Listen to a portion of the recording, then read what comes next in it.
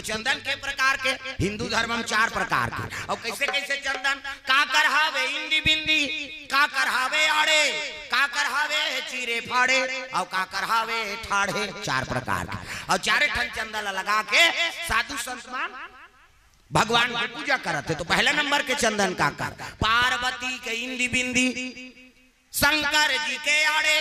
पार्वती माता कैसे बिंदी मुड़ी लड्डो लाओ पथरा हो तो बिंदिया लगे थे काय माता जी चंदन। पार्वती के इंदी बिंदी, शंकर जी के आड़े तकाकर चंदन चीरे फाड़े वाला है दादा।